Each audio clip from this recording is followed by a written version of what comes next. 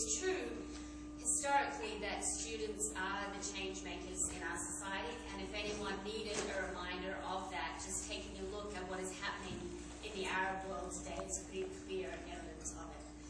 So if things are going to change, it's going to be you guys that are doing it.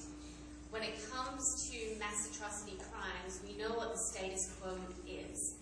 The status quo is that when leaders kill their own citizens, the rest of the world doesn't even try to interfere. And a large part of the reason for that is that the foreign policy of every country in the world is grounded in human inequality, in the idea that the people who happen to fall within our borders matter more than the people who happen to fall outside of our borders.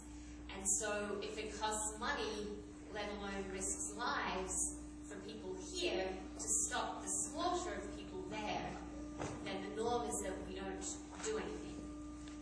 Now, I really believe that that is not a sustainable way to approach foreign policy over time. In an interconnected world, that is going to have to change, and foreign policy is going to have to move from focusing on national security to focusing on human security.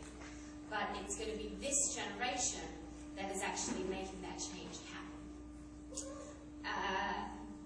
I was, as Daniel was saying, sitting exactly where you are not so long ago.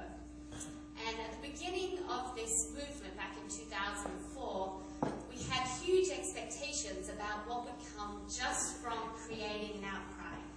The received wisdom that we had from our elders, as it were, who had looked at 20th century studies of genocide and mass atrocity, was that the missing ingredient in genocide prevention was an outcry from the American public.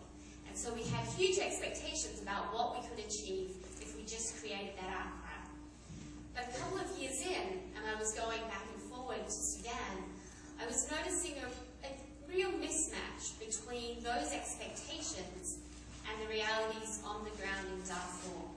And I wanted to understand why that was. But when I was looking around for commentary to explain it, I wasn't finding anything that was particularly useful.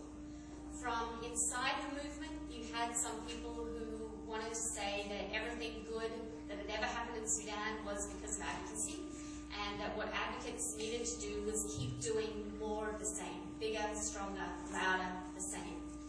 From outside of the movement, you had people who seemed to just really hate human rights advocacy, and it wouldn't matter what you do, advocates were responsible for everything bad that had ever happened in Sudan. And that certainly wasn't right either. The truth had to be, I thought, somewhere in between.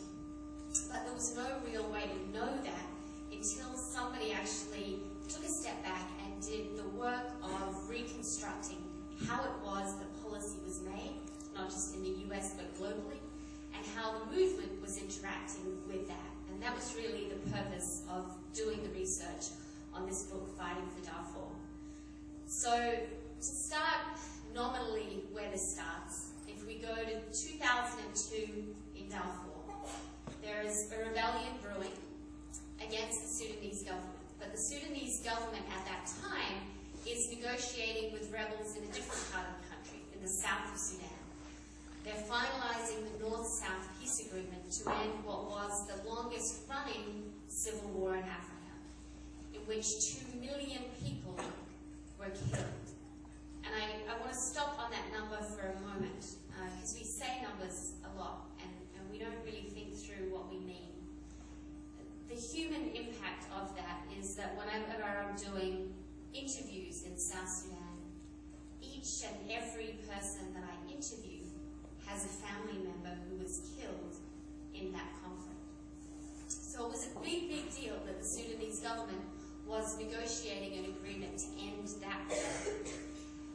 The rebels in the west of the country, though, wanted to share in that peace agreement, wanted to share in the wealth and the power of Sudan as something that the people in the south were going to be given through the peace agreement. But the Sudanese government was in no mind to bring them into that, and instead launched a military campaign, using many of the same tactics that they had used in the war against the south, targeting not just the rebels, but civilians of the same ethnicity as the rebel groups, fighting not just directly, but also using proxy militias, the militia we came to know as the Janjaweed. And so by 2003, you had the most horrific atrocities unfolding in Darfur, the things that we know of when we think of the worst of the crimes in Darfur. But if you go and look at the media coverage in 2003, you won't be able to find a single media article on Darfur, not one. The most that you can find is in that New York Times World in Brief segment. There's a line referring to fighting in Darfur. Why was that? The reason was that the media thought they knew the Sudan story. The Sudan story was the North-South story. It was a story, finally, a good news story coming out of Africa, the end to the longest-running civil war. And they didn't know how to integrate Darfur into that. And there was something similar happening at the policy level. If you speak to US policymakers who were in Khartoum at the time, they were writing cables back to Washington saying, if we don't do something about Darfur, hundreds of thousands of people are going to die. And the message that they were getting back from Washington was, don't rock the boat. We've got to finish this North-South peace agreement before we can deal with Darfur. And so throughout all of 2003, Darfur was sidelined in order to get this North-South peace agreement happening.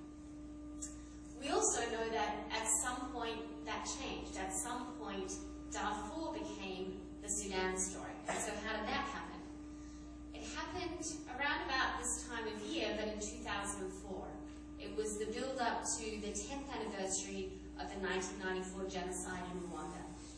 And elite-level human rights activists and people who were in the UN, frustrated that the message about Darfur wasn't getting out, looked for a news hook. And they found one with this 10th anniversary of Rwanda. You started seeing statements about how Darfur was a Rwanda in slow motion.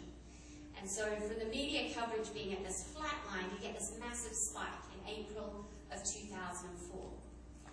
Very, very effective as a news hook, but what it meant for us in the public was that we learnt about Darfur not as a place we understood in relation to everything else that was happening in Sudan, but a place we understood by analogy to Rwanda.